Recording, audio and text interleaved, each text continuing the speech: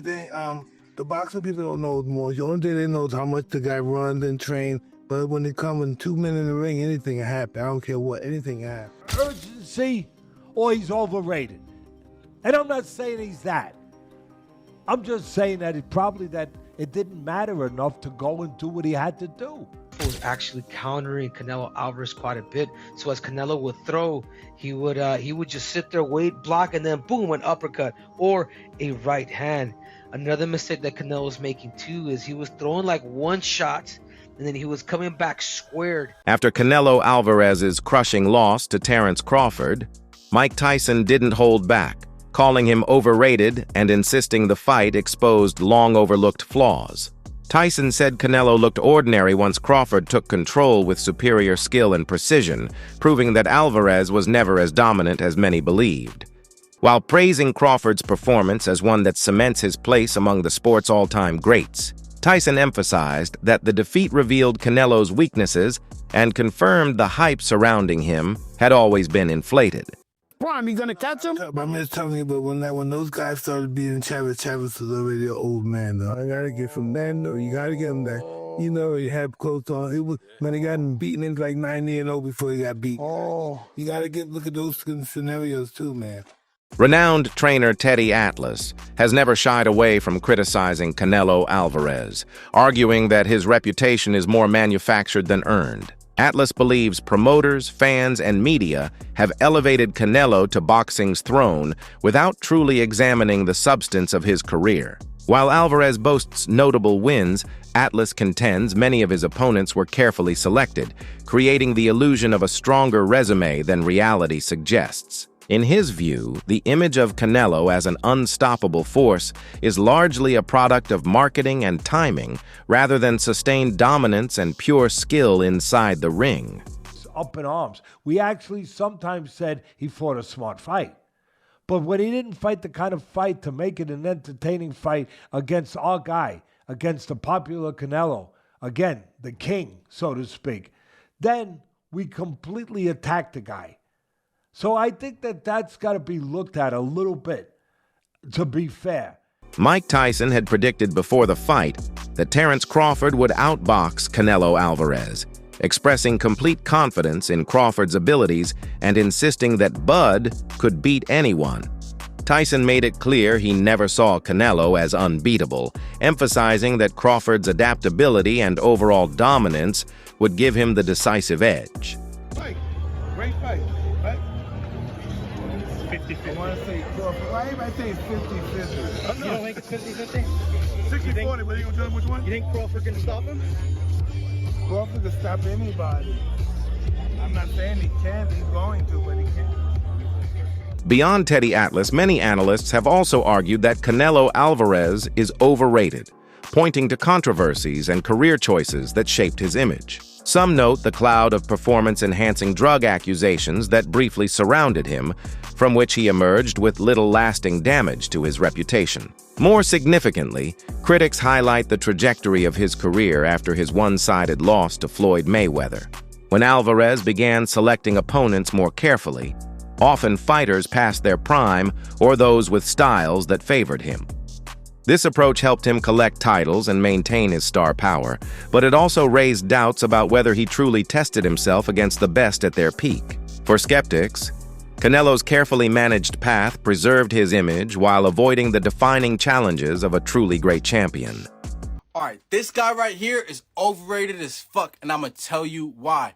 Now, early on in his career, when he was the young up-and-coming contender, undefeated at the time, we all remember that infamous match with Floyd Mayweather where he just got dog-walked. Floyd Mayweather completely outboxed him, completely outclassed him. That fight ended up being a split decision, which is crazy because if you've seen the fight with your own two eyes, I don't think Canelo landed one clean punch on Mayweather the entire fight, and it wasn't even close. Also, early on in his career, he was accused and caught cheating performance enhancers, and you know what they say, once a dirty fighter, always a dirty fighter, even though that's not factually the case because he was able to move on with his career, bounce back from that loss, bounce back from the cheating accusations, and make like a great boxing legacy for himself. In the court of public opinion, normally with most fighters that are, caught cheating at any point in this career, it always sticks with them. But with Canelo, it seems like everybody forgets.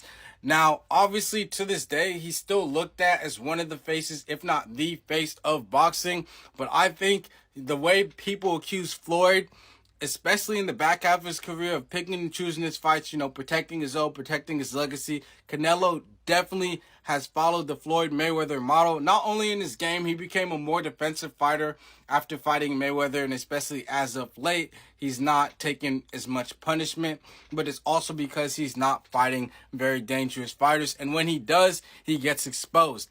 One of his also top, more formidable opponents was Triple G, that trilogy. The first fight was a draw. The second two fights, Canelo won by unanimous decision and ununanimous decision for the third.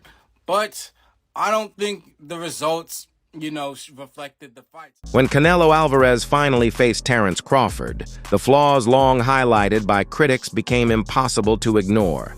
From the opening bell, Crawford, a versatile southpaw, dictated the fight with ease, shutting down Canelo's offense and denying him both range and rhythm. Known for applying patient pressure and sharp counterpunching, Alvarez appeared one-dimensional against Crawford's fluid movement. Analysts pointed out that Canelo relied on single shots instead of building combinations and neglected his jab, which only made it easier for Crawford to control the tempo. The contrast in skill sets was striking. Crawford neutralized every adjustment Canelo attempted, leaving him hesitant and ineffective.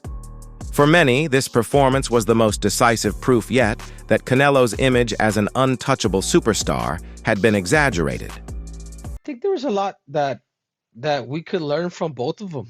I think there's something that Terence Crawford did very well. He did not allow Canelo to get inside, man. Like as soon as Canelo would get into that certain range, he would jab him. He would jab him, and then occasionally he would go low. Canelo Alvarez could not pop his. He couldn't get inside because pretty much Bud, he's a southpaw, and I feel like Terence Crawford. I mean, I feel like Canelo Alvarez had problems with southpaws, but not just that, dude. It was the range of what Terence Crawford had, dude, and not just that, man.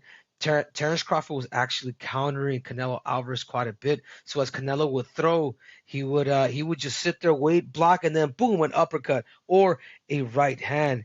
Another mistake that Canelo was making too is he was throwing like one shot, and then he was coming back squared, and that's when Terence Crawford would actually catch him.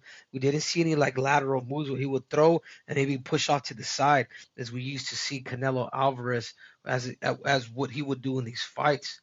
Allegiant Stadium, there was a lot of people there.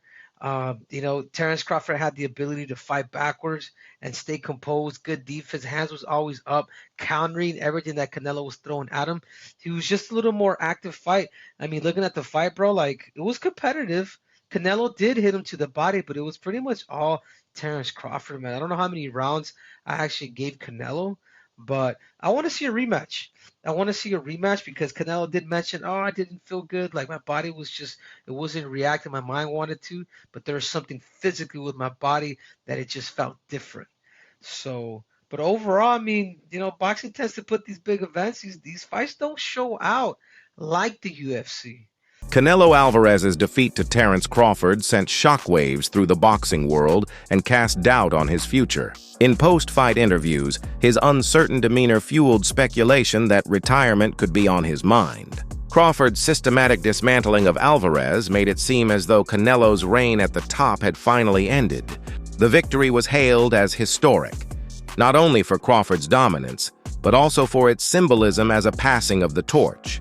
Once regarded as the face of boxing, Alvarez saw his aura of invincibility shattered, while Crawford's performance elevated him as the sport's new standard-bearer.